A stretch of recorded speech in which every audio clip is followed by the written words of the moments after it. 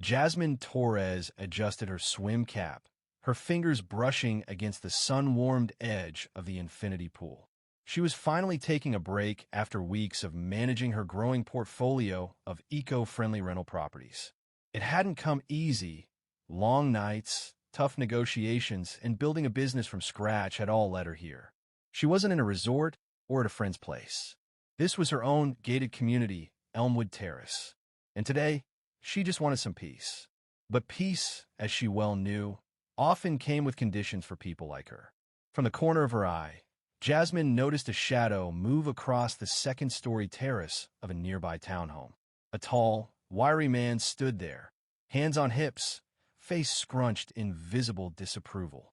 His pale skin looked sun-dried, and his polo shirt was tucked too tightly into his cargo shorts. He looked like someone who complained about the volume of birds. Jasmine recognized the type: uptight, suspicious, and always ready to assume the worst. She braced herself. Minutes later, a heavy door slammed, followed by the unmistakable sound of aggressive flip-flops storming toward her. "Hey, you there!" the man shouted, pointing a trembling finger. "You can't just wander in here. This is a residents-only area." Jasmine removed her sunglasses and stared at him, unbothered. "Is that so?" He squinted, now a few feet from her, puffing out his chest like a cartoon guard dog. "Don't play dumb. You're not supposed to be here. You're trespassing." "And you are?" she asked, folding her arms. "Gregory Lang. I've lived in this complex for 15 years. Never seen you once. You don't belong here." Jasmine smiled, calm as ever. "What exactly gave you that idea?" He scowled. "Look, don't play games. We get people like you sneaking in from time to time. Think you can climb a fence, get a quick swim, and vanish. People like me?" Jasmine repeated, her voice suddenly colder. Gregory doubled down, flustered but persistent. "Yeah, outsiders. You know what I mean." She tilted her head. "You might want to be very careful with your words." Without another word, Gregory pulled out his phone. "I'm not arguing. I'm calling security. No freeloaders allowed." "You're calling security because I'm swimming in my own pool?" she asked, mildly amused. "For our pool," he snapped. "And you're not part of it." Jasmine sighed. She'd been here before, figuratively. Different town, same storyline. A man with too much time and too little sense. Gregory turned his back and started speaking into the phone. "Yes, I'd like to report someone trespassing at Elmwood Terrace. She refuses to leave." "No, she's not a resident. Definitely not." Within minutes, a patrol SUV rolled through the front gates. Two security officers stepped out, one writing in a notepad, the other squinting in Jasmine's direction. Gregory met them eagerly. "That's her, right there." The shorter guard approached Jasmine. "Ma'am, we received a call about unauthorized use of the pool. Do you live here?" "No," Jasmine said flatly. "I don't." Gregory looked vindicated. "Told you. Call the police." Jasmine raised an eyebrow and slowly took out her phone. She tapped a few times, then held it up to the guards. "Because I own Elmwood Terrace." Silence. She let them read the screen. A scanned copy of the deed, signed with her name. Property owner, Jasmine Torres. She owned the complex. All of it. Gregory's mouth opened, but nothing came out. His face turned a pale shade of regret. "I bought the entire property development last fall," Jasmine said, stepping out of the pool and grabbing her towel. "Every unit. Every square foot." The taller guard looked at Gregory. "Sir, you didn't mention that she might be the property owner."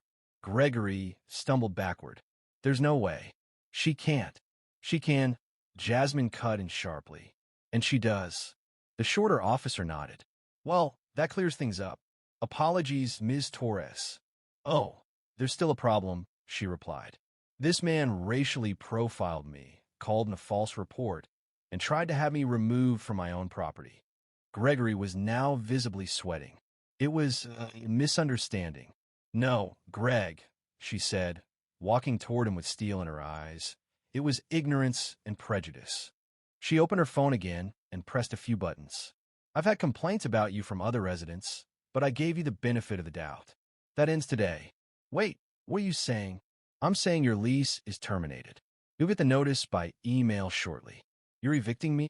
Jasmine turned to go back to the water. I gave you a chance. You blew it. The guard stayed quiet as Gregory stood frozen, processing the swift downfall of his self-righteous crusade. Jasmine slipped back into the pool, letting the cool water erase the heat of confrontation.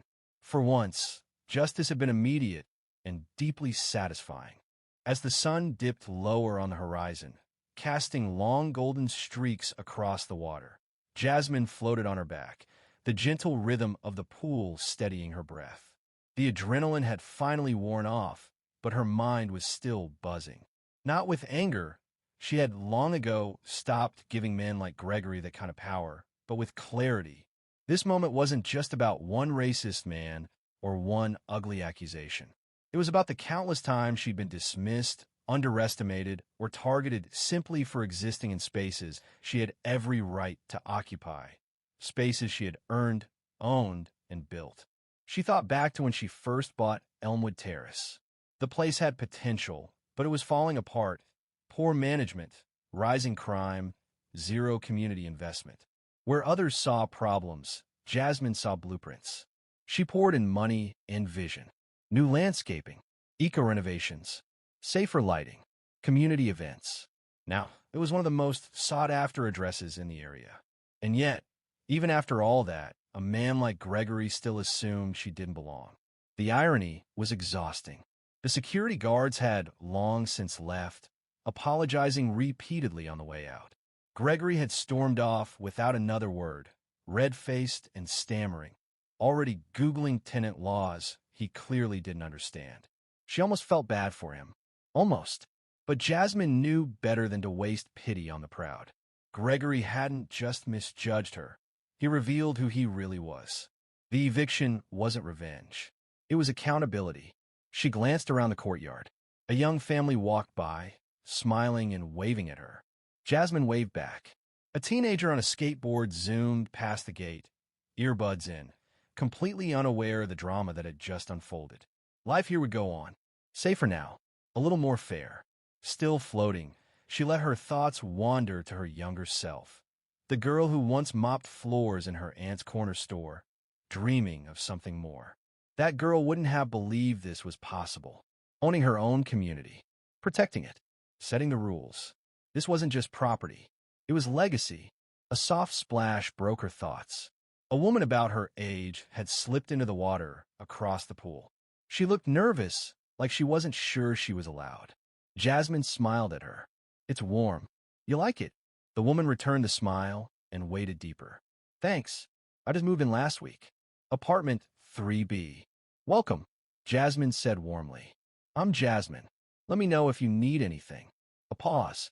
Wait. The Jasmine? The woman asked, eyes wide. You're the owner? Guilty, Jasmine said with a shrug. The woman laughed. Wow, that's incredible. This place is amazing. It actually feels like home. Those words meant more than the woman knew. Jasmine turned her face back to the sky. The stars would be out soon. She had an inbox full of emails, an investor call in the morning, and a development project waiting for her signature. But for now, she let the quiet wrap around her like a blanket. Because she didn't just survive another confrontation. She claimed her power without shouting, without losing her cool, and without compromise. In a world where black women were so often asked to shrink or apologize, she had stood her ground in her swimsuit and said, I belong here.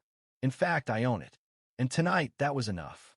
She took one last breath, sank below the surface, and came up renewed.